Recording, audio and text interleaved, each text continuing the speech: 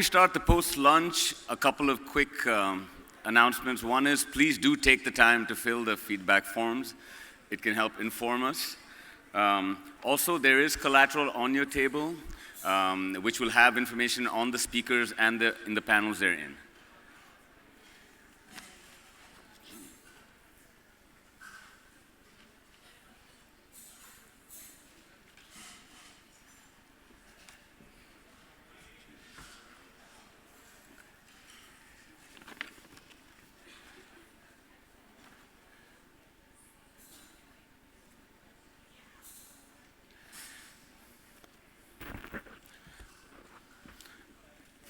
I hope everybody had a good first half and are looking forward to the second half with a lot more interesting panels. To begin with the second half, I'd like to introduce and call upon the Honorable Consul General of the United States, Mr. Thomas Vajda.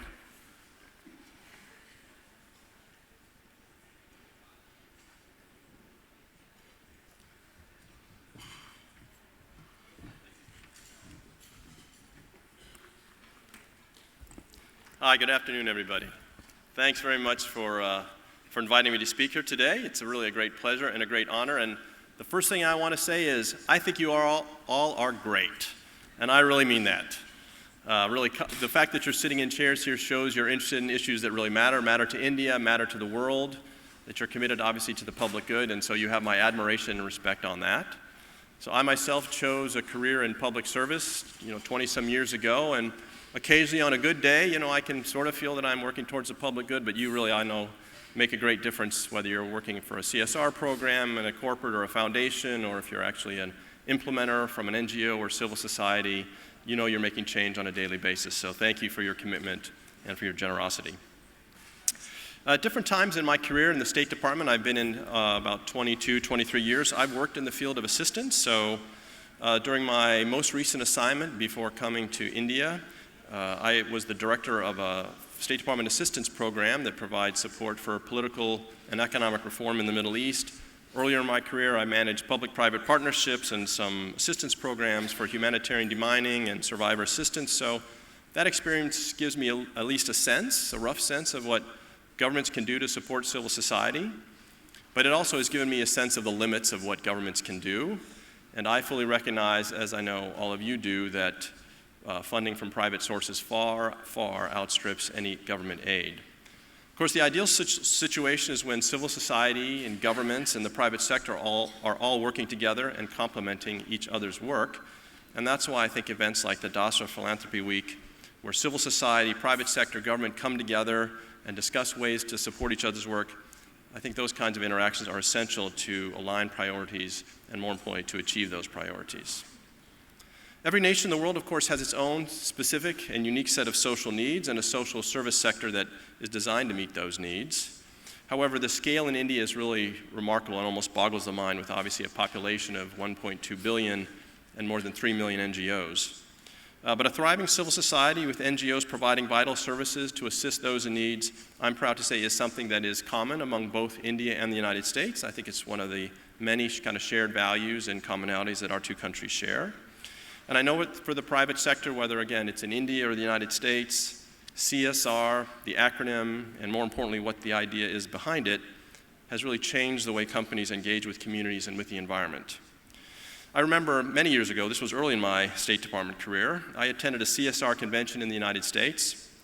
I listened to the discussions and the various workshops, and it struck me at the time that much of the discussion was really around for some of the companies at least, particularly from the apparel and IT hardware sectors, was how can they better manage their supply chains to make sure they don't have labor violations and put these companies in bad press. Of course, things have evolved considerably since then, and in fact, even in those days and before, there's plenty of examples of CSR in the broader, and I would say the better sense. So just a couple historical anecdotes. So there was a devastating earthquake in San Francisco in 1906. It's quite famous in the United States, and the U.S. company Johnson & Johnson sent trainloads of medical supplies, which by many accounts is the first example of large-scale CSR activity in the United States. Henry Ford, another famous pioneer in the automotive industry, was also, I think, a very early corporate citizen. So he built affordable worker housing. He funded the first general hospital in Detroit and famously hired black workers, immigrants, and people with disabilities to the point that by 1937, his company had nearly 12,000 people with disabilities on the full-time payroll. If you fast forward, though, to the present, we've seen that CSR has not only opened the floodgates for new resources and talent, but has also led to an influx of new ideas and innovation regarding how corporates can play a key role in improving communities and individual lives. In the United States, I'm proud to say, companies are increasingly valued and respected not just for what they produce and sell, but also for the values they espouse. Today, CSR strategies exist in a wide range of American companies, whether they're small and medium-sized enterprises or members of the Fortune 500. One of the things that has struck me in the roughly 20 months that I've been here is that this similar ethos, I think, of responsible corporate behavior really is very strong in India. So by virtue of my position, I've met a number of Indian CEOs. Again, these are world famous, I think, business leaders, certainly other entrepreneurs and members of the business community who either through their personal efforts, through the CSR wings of their companies, contribute enormously to social causes. And again, I've been struck by the fact that this is not something that they do for reasons of convenience or public relations, but because it really is part of the corporate ethos. And I think I've noted that many of these Indian companies have it in their DNA to try to help develop India as a nation and support India's people, and it's been really, I think, very impressive.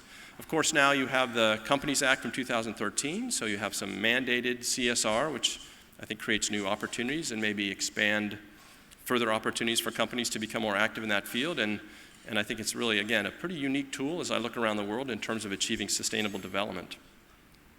I think India's approach to CSR is also commendable because it helps to illustrate that all parts of society, again, companies, businesses included, are necessary to achieve sustainable development outcomes.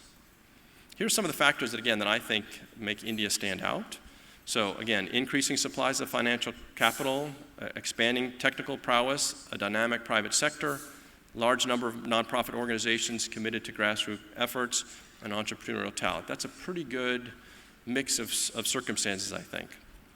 And what it does is, I think, is again, create these vast opportunities for public and private players at all levels to make a difference.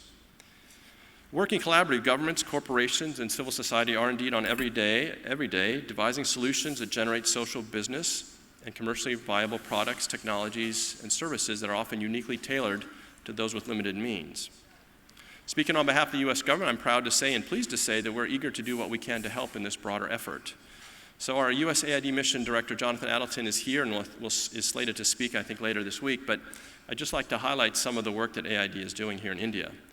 First and foremost, the way they operate is to be certain that the assistance in India is used to advance shared bilateral agenda.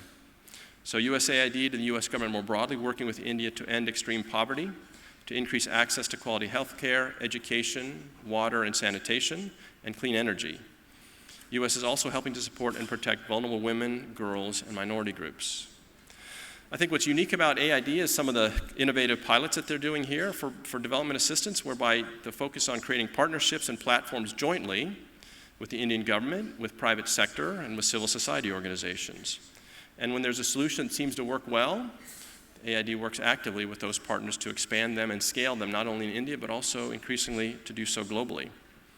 We're quite proud of AID's work in India and its ability to leverage U.S. government resources to make significant impact. In fact, for every dollar that USAID invests in India, 4 more dollars are leveraged from its partners in the public and private sectors. USAID India has also piloted several new management and development models as well. They have a new countrywide Center for Innovations on Partnership in Science, Technology, and Innovation, which is promoting, again, looking to identify and support Indian development innovations. USAID is also implementing the U.S.-India Millennium Alliance public-private partnerships that bring together social impact funds, venture capitalists, corporate foundations, angel investors, donors, and others to discover and support innovative solutions to development challenges. In addition to USAID's activities, through our work across government agencies in both our countries and our cooperation with NGOs and the private sector, we really are quite optimistic that we'll be able to make great strides. And again, not just here in India, but taking some of the lessons and some of the innovations that are developed here and looking to implement them globally. Prime Minister Obama and Prime Minister Modi have said and made very clear, I think, that one of the benefits our two countries working in partnership is not only that it has benefits to the US and India, but in fact can help more successfully address global challenges. And I think we've seen that in some of the work that we're doing jointly in places like Africa and even on some critical global issues like climate change.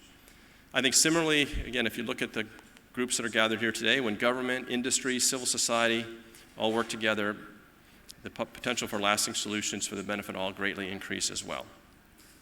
I think, again, that's why this forum is so important.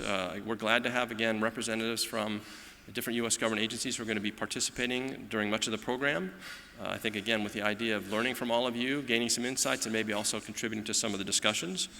I will just say that my colleagues and I who are here in Mumbai at the consulate, we eagerly look for opportunities ourselves to expand, whether it's with civil society organizations, NGOs, corporates that are doing CSR work and such. Again, these are things that matter very much to us, so to the extent there are ways in which we can even have smaller partnership and collaboration here at a local level with the consulate, please do look to us as a partner. Thank you again, and enjoy the rest of the week.